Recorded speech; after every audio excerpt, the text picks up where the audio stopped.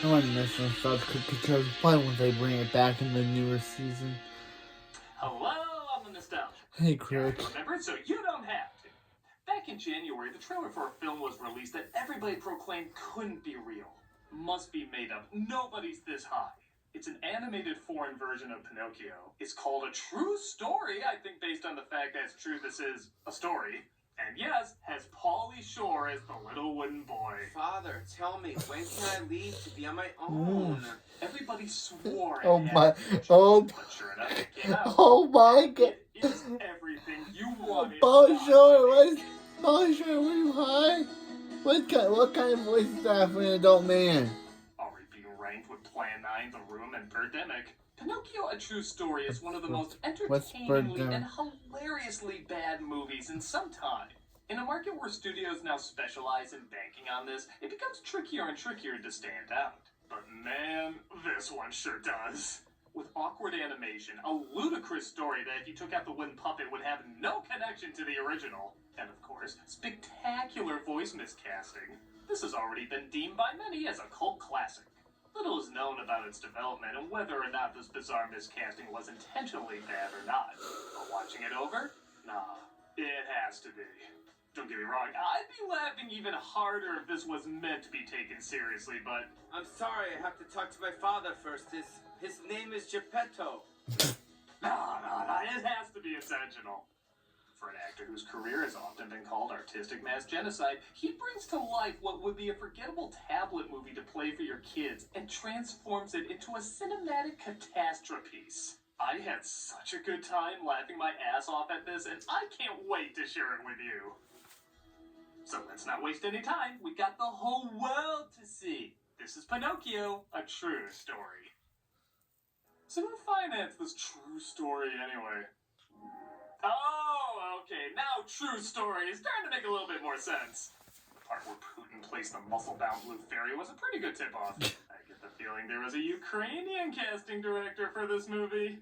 Greetings, noble senors and senoritas. We open on a horse named Tybalt, voiced by John Heder. Owl Shore is certainly gonna steal all the comedic attention. Heder really sounds like he's having a ball trolling this movie too. He goes back and forth between using his normal voice. Someone here has sausages for brains. I have to admit, I agree with your pricing. Don't you worry, Senor Geppetto. And a very generic, horsey voice. Evil spirits? No way! Pinocchio, I don't like it here one bit, and we promise never to come back. The amount of energy he puts into trying so hard not to try so hard is equally hilarious. You know they cut just before he bursts out laughing, saying, I can't believe I'm getting a paycheck for this. The story I'm about to tell you is mysterious. Wow, that thing is not even alive yet, and I'm ready to shit myself. Who makes a puppet head like that? They're usually laughing or smiling, not wondering how your skull will look balanced on a pencil. Why don't you make yourselves comfortable? Nothing about this is gonna make me comfortable. I'll tell you what really happened to the wooden boy. Tom Kenny plays Geppetto, which is ironic as for a man paid to do funny voices, he probably has the most SpongeBob plays Geppetto. What should we name you? Leonardo. He'd grow up to be a selfish actor, or a turtle who only cares about pizza. By the way, if you're thinking, oh man, it's gonna be a bunch of dated fourth wall jokes, that is literally the only one in the movie. They got it out in the first 3 minutes, and it never goes self-aware again. That's like Mr. Freeze making one ice pun and then never again for the rest of his life. I guess I'm grateful, but still a little weird. Literally in the next scene, a fairy named Lucilda shows up to pick up her broken magic wand that Geppetto was fixing. 4 minutes in and already I feel like we missed an entire movie before this. I fixed your wand, just like you asked. Oh, and here's a fun game. Try to guess what accent she has. Geppetto, my dear old friend, you truly are exceptionally gifted. What can I ever do to repay you? You're absolutely right, boss. New York with France. As you'd imagine, she brings Pinocchio to life, and is there a horror version of Pinocchio? There is. Well, here's another one.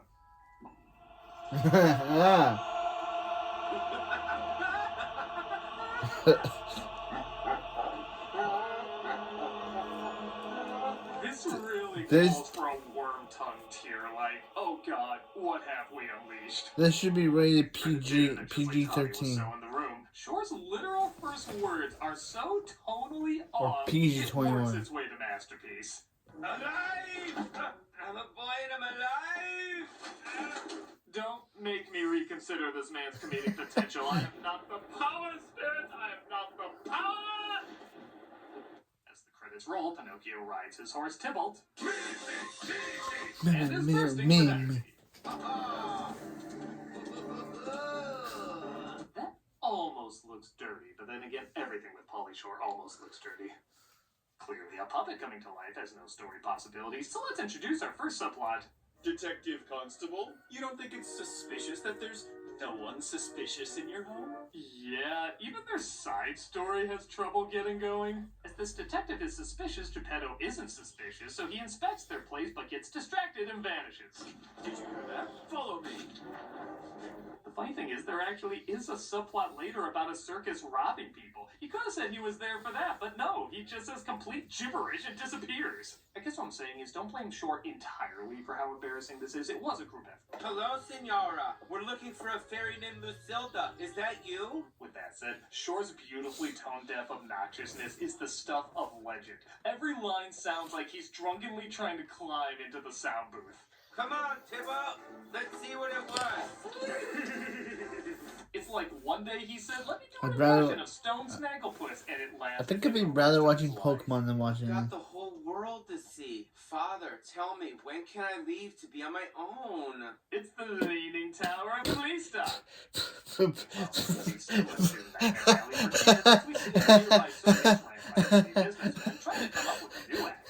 This is so bad. This is so bad. For suggestions. That's Mr. Hat to you. Well, you asked for suggestions. Is this a thing? Every sentence ending with someone violently hacking up a barnyard sound? One of their carriages goes out of control, holding a girl named Bella on board. And of course, Pinocchio is there to save her. The coach is headed for the cliff. She's gonna fall. Go! You went the wrong way. You pointed that way, but you're going that way. This movie literally can't get left and right down. He ends up saving the corpse bride. No, really, she is the corpse bride before she died. But the circus folk can't believe there's a talking wooden boy. Or that he randomly switches accents like everyone else in this. My greetings, sir. Jesus! Okay, Wow. Shore's voice came out of anything. I can't act like I wouldn't do the same. He's of course okay, and Tybalt questions the sanity of what's going on. As I imagine all of you are. And that leaves one question. Who's the real monster here? No, I'm the real monster here. What's going on? Have you seen him ride that horse? No reins at all. I love the fact that he's a talking puppet is kind of a side thing next to the fact that he can ride a horse. That also nobody questions can talk. Though I guess there are also human-sized cats and foxes who speak, so maybe it's not that impressive. Regardless, they ask him to join the circus, but Geppetto is not that enthused. He literally convinces himself, though, with no help from Pinocchio. I just need you, Pinocchio. Your own home should never feel like a prison. You can go. I was on the fence, but then I discussed it with the rest of the underground, and they were okay with it. Let's go, Tybalt. Great adventures away. He's like. A lot of epic timeless stories would be made better with the addition of Skadee, Skadee, Skadee. Gandalf riding into Helm's Deep.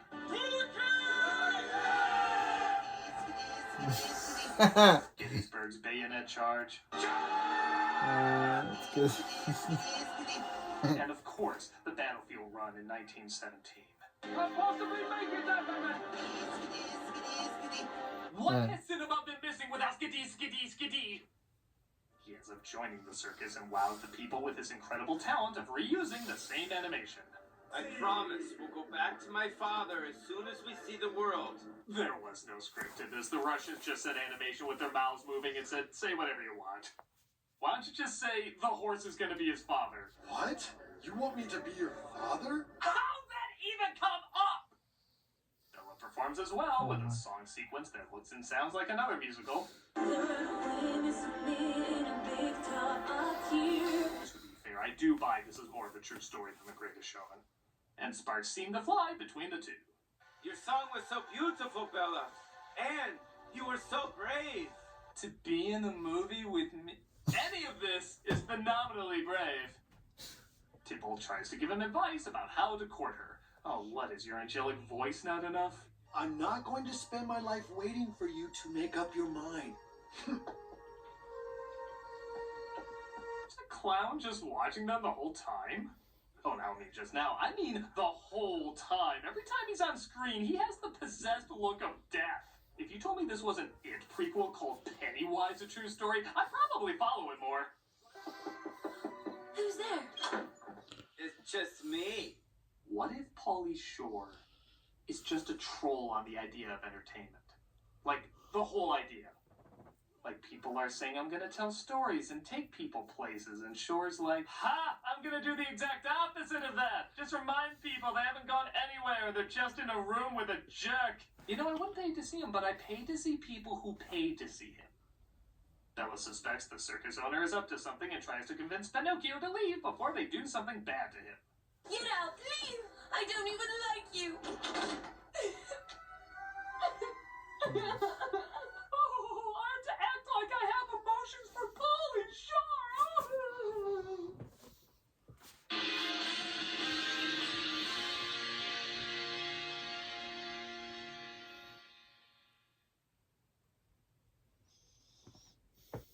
We know you loved Pauly Shore's Pinocchio, or at least you watched Pauly Shore's Pinocchio.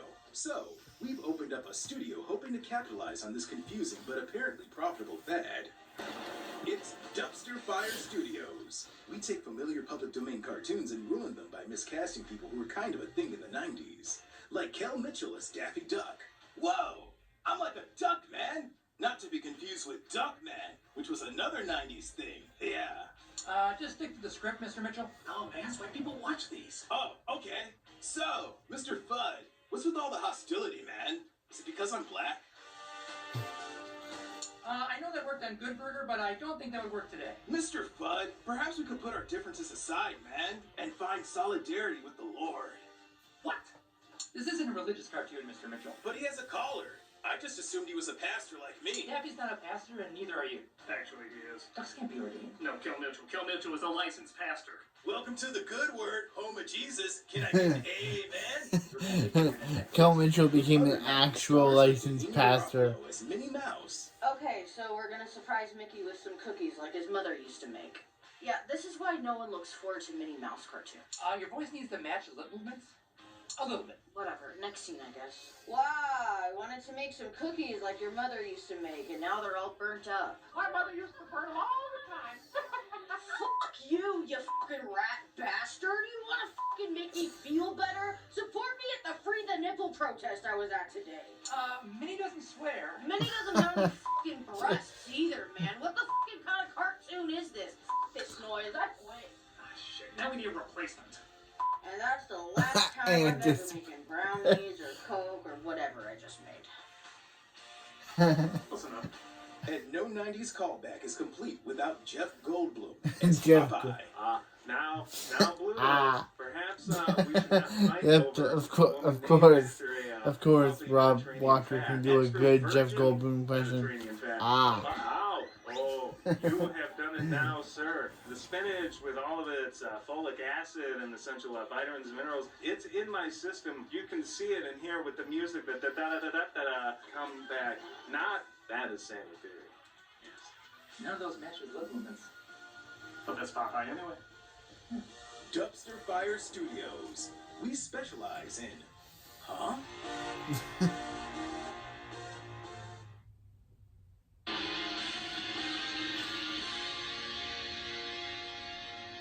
Back at Geppetto's place, he finds he misses Pinocchio and his terrifying screams of joy.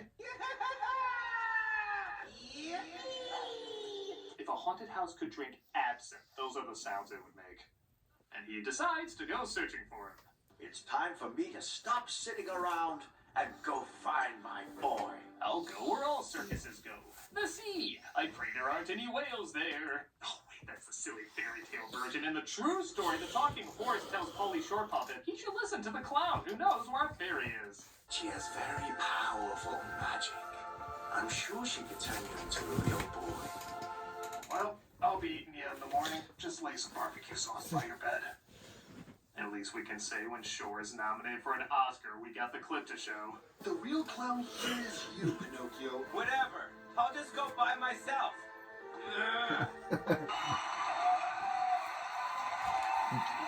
So cool. They decide to go find the fairy when they discover a tent the Fox and Cat set up. I'm just Nominated cautious. for an award.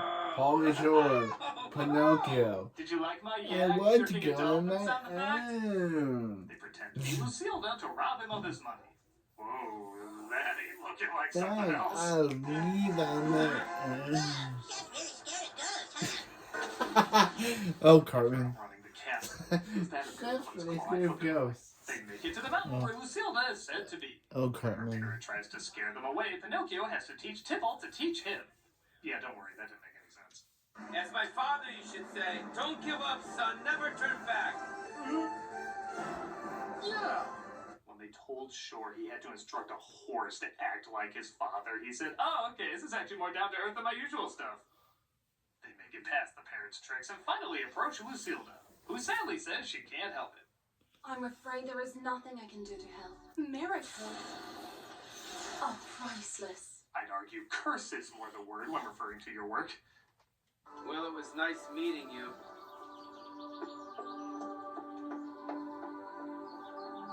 Sometimes a horse needs not John Heater's voice to get across such heartbreak. Remember this, the best miracles in this life always happen without any help from us fairies. Now back to Pole New Zebra, France. What accent is that? Oh. Fun fact, when the director told Shore to sigh like he gives a crap, he said he didn't know how because he's never done it before. We detectives lead the way. They discover the detective from earlier. Yeah, he's still in the story. Who reveals that the circus is robbing people's homes while everyone watches their show. And he thinks Pinocchio is the ringleader. We have to get out of here as soon as we possibly can. Yes, but first I have to talk to Bella. I want this entire performance as my ringtone. Yeah, I can't already think of that. This causes a rift between the two of them, but it's cool. Two ghost versions of Tybalt convince him to go back. One could easily break him in half. I don't know. I just don't know. Pinocchio says what Shore says every time someone asks him to act. How do humans do it? It seems so hard. And he's captured by the detective. But Tybalt arrives just in time. Up to this moment, gentlemen, you've only seen my good side. I just assume nobody's good side is being seen in this. Tybalt saves Pinocchio and he tries to sneak into the circus to find Bella. Music, shush! I'm trying to snoopity! Where is she? She's perfectly safe and sound. Pinocchio demands where Bella is, but they're not going to give him any answers. Let her go this instant. You hear me? Pinocchio, what are you doing here? Oh. Why were we talking like you were kidnapped or something? I mean, I guess you are a pretty useless character. Maybe they just assumed you exist to be rescued. My son. They do reveal, though, that they kidnapped Geppetto. I guess that technically makes more sense than being in a whale. And the owner wants him to make even more walking, talking puppets. You, sir, are a monster. No, I just didn't get enough sleep. I'm sure the movie gets that joke. Bella bumps into Tybalt and says she needs his help saving Pinocchio. Where did you get that handkerchief? It was with me when Jafoco found me in the woods as a child. I'm sorry, did they put wah-wah music over her being abandoned as a baby? Did Pauly Shore do the music as well? Tybalt finds Pinocchio and Geppetto and says he has a plan. What do you think we should do, Tybalt? Because we're so stupid, we're asking a horse. He tells them to put on the show as planned, but everyone bands together and sings that their owner is Yeah, why are you robbing asking a everybody while they're at the horse what to circus. do? It's a horse. They're hiding yellow guests and robbing everyone. Weird song. Well, can't wait to get back home to all my belongings. The owner tries to get away by throwing a lantern, which the director clearly thought looked more impressive than it did, and it very selectively chooses to burn certain parts of the circus down. Pinocchio sacrifices himself to save Bella. Yeah, see why everyone just assumes you're always in danger? And this, of course, turns him into a real boy. Honey, you are alive! Human now. What? Sweet, now the only wood is in my pants! detective who had little to no purpose in this story, big twist, is Bella's long-lost father. Nobody asked for this. My darling little daughter went missing, and that's when I decided to become a detective. Like, it's not the vibe. Stop! We're given some beautiful cut fireworks. They continue the circus It's with not new the- owners, and Tybalt and Pinocchio finish with their new act.